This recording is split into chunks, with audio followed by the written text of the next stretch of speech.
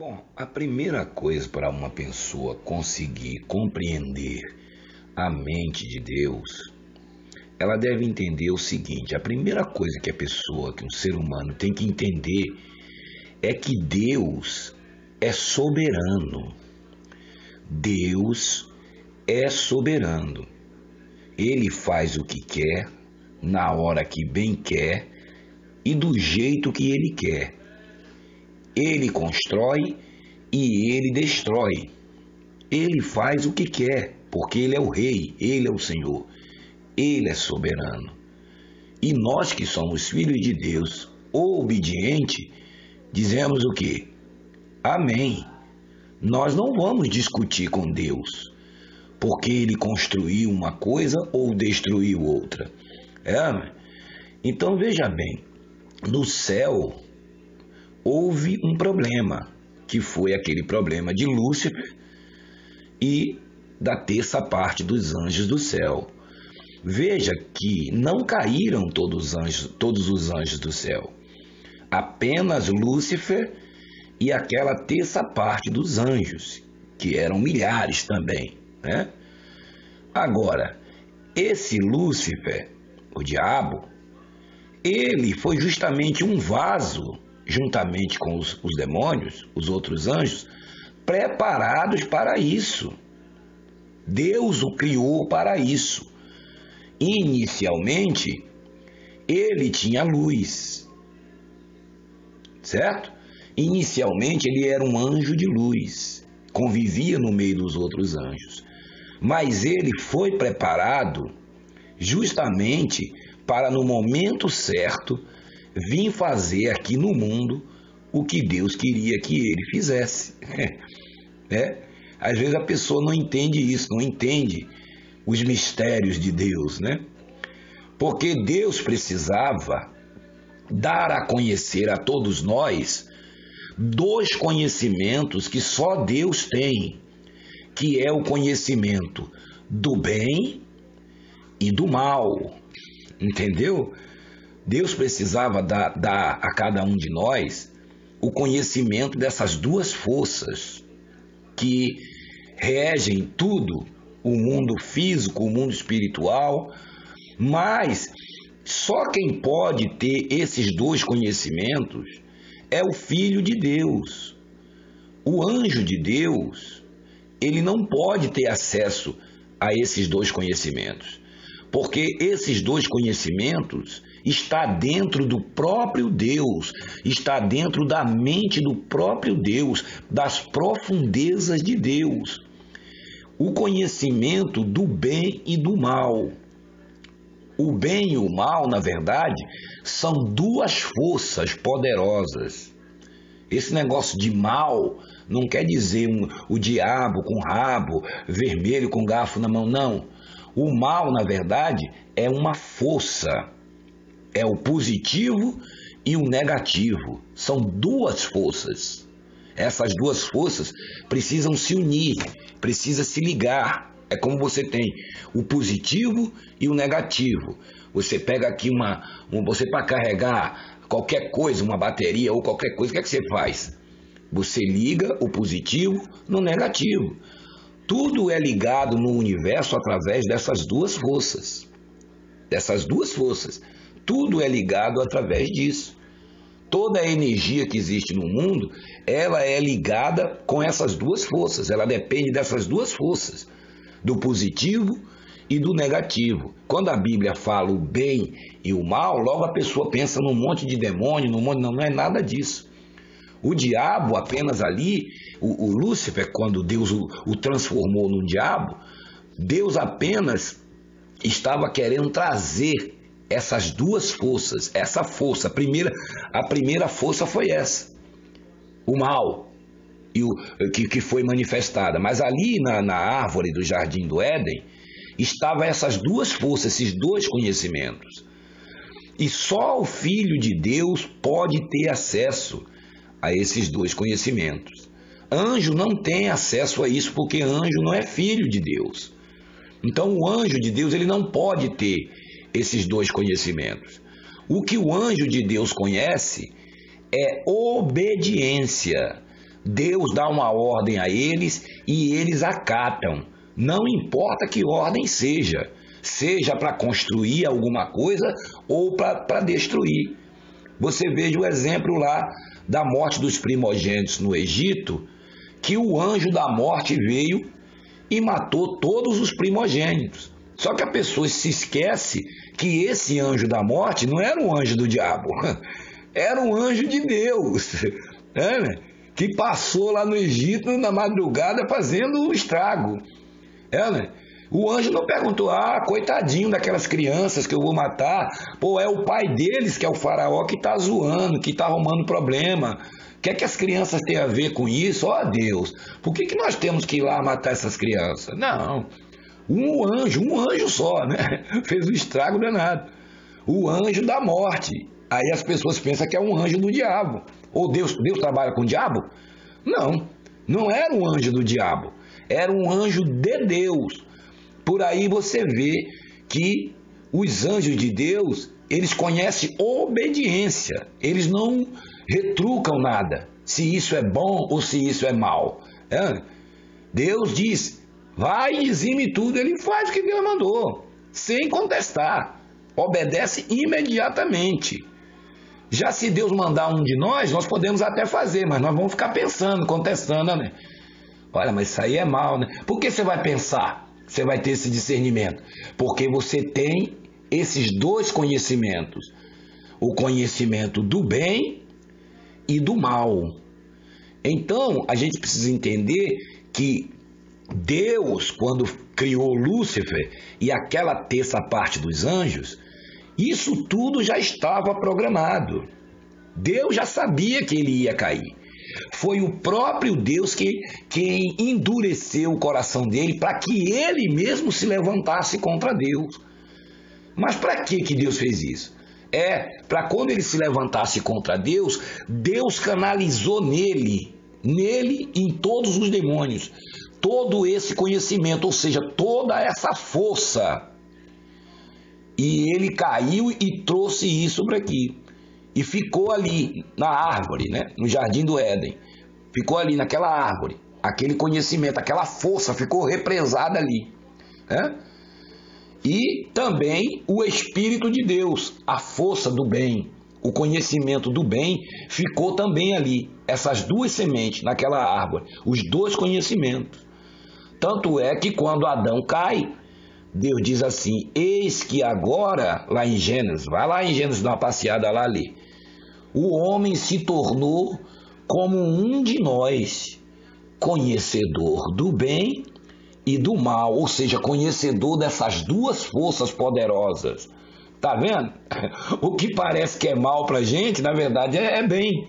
Né? Que as pessoas, esse conceito de bem ou mal, quem fala é a gente, isso é bom, isso é mal. Né?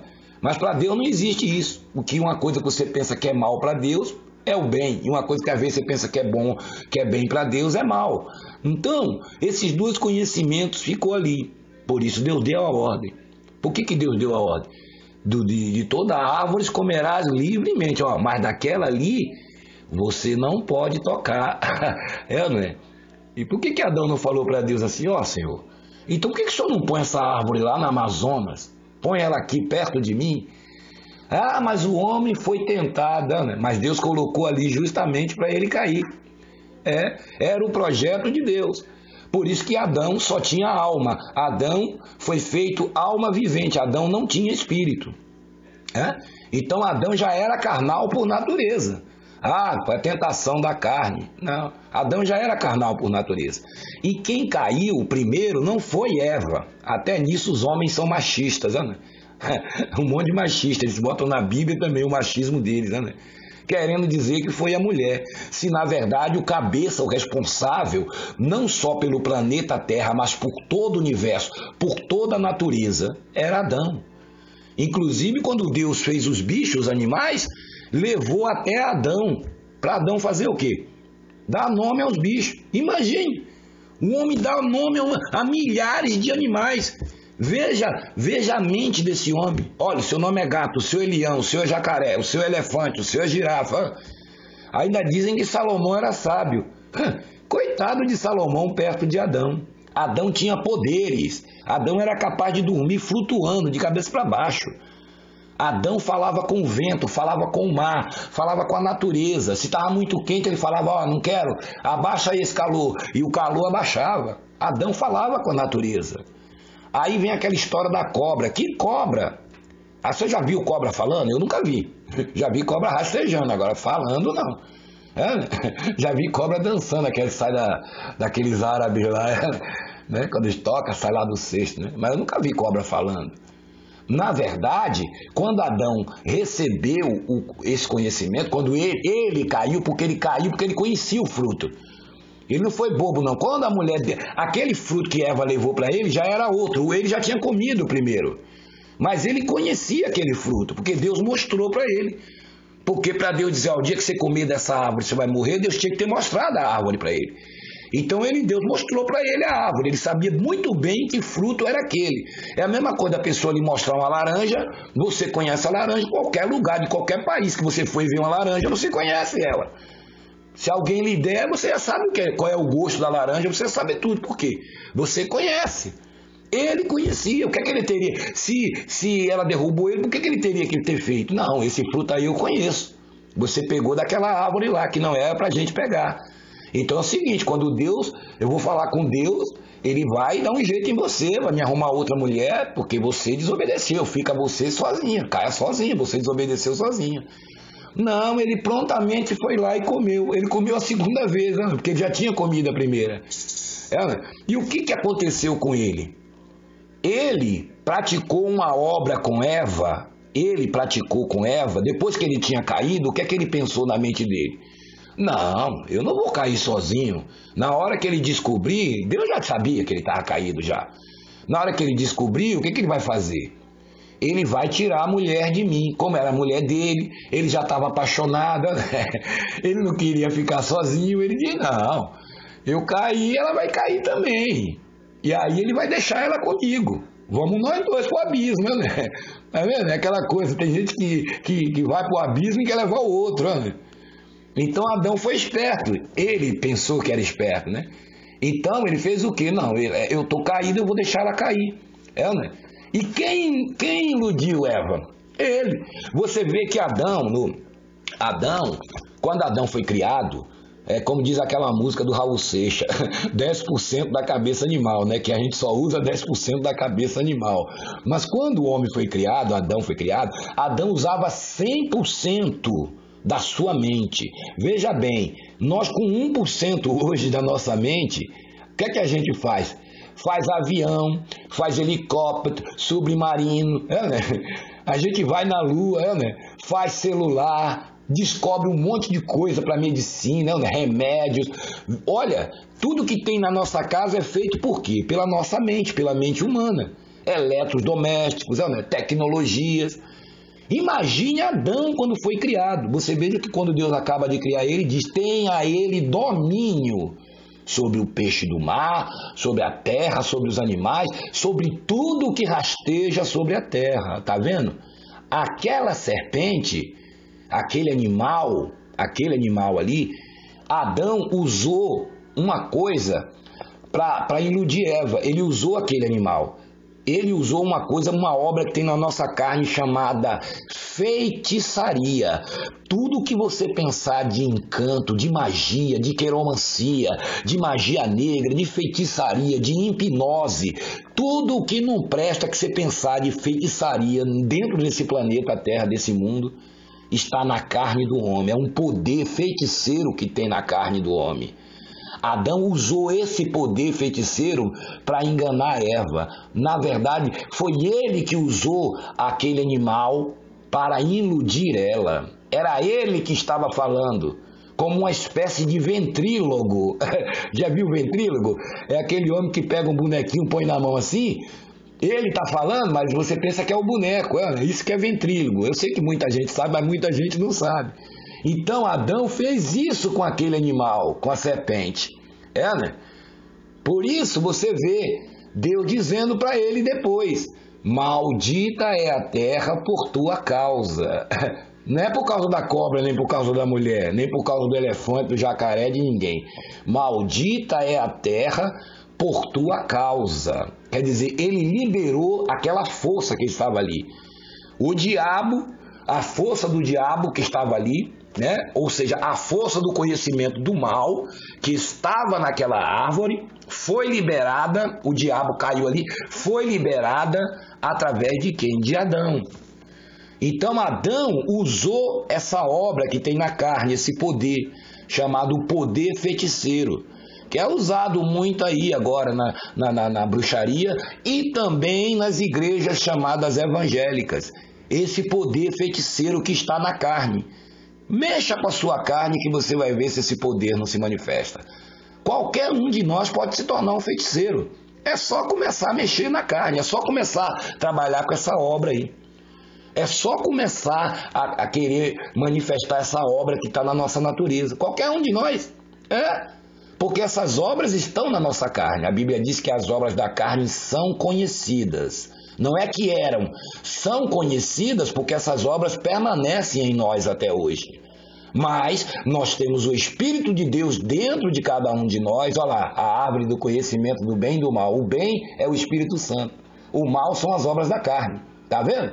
Mas nós temos o conhecimento de Deus, da graça de Deus, o Espírito Santo dentro de nós para dominarmos os ímpetos da nossa carne. Essa é uma das obras usadas aí para hipnotizar as pessoas, hipnose coletiva. Essas pessoas que você vê dizendo aí, tomando forma das coisas, né? Porque a carne, ela toma forma das coisas, essa obra da feitiçaria mesmo. Por exemplo, o pastor grita assim, olha a pombagira que está aí. A pessoa já está com aquilo induzida na mente.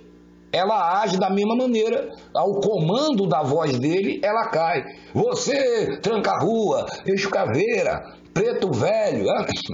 Já falei antes, né? Que parece até uma coisa racista, né? Por que não chama o branco velho, o alemão velho? Tem que ser o preto velho. É até uma falta de respeito com as pessoas de cor, as pessoas que não é da nossa cor. Então, você vê essas ilusões. Então, ele chama a voz, ela chama a existência. Por que as pessoas caem? Porque eles estão trabalhando nessas obras, nas obras da carne que tem nas pessoas. E aquele líder religioso que é carne pura, que está ali manifestado com as obras da carne, quando ele dá uma voz de comando na mente da pessoa que está na carne também, que está dentro desse sistema religioso na carne, então a carne dela se manifesta. Essa obra chamada feitiçaria se manifesta. Que é o quê? São sequelas e ranços do diabo. É por isso que você vê as pessoas caindo, embolando, dizendo que é o diabo, mas porque o diabo mesmo já foi destruído.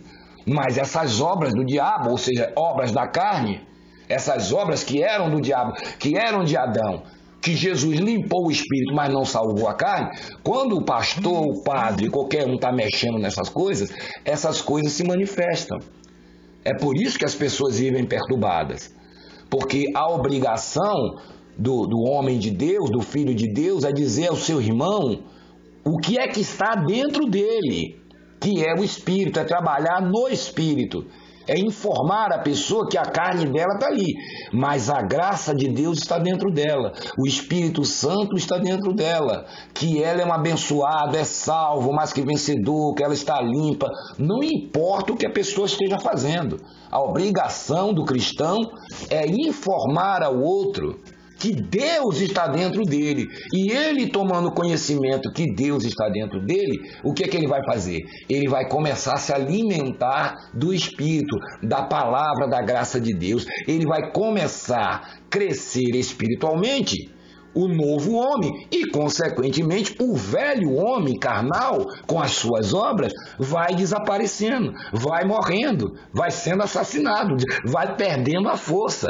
Por isso que o apóstolo Paulo cresceu tanto que ele chegou ao ponto de dizer: já não sou eu quem vivo, mas Cristo vive em mim.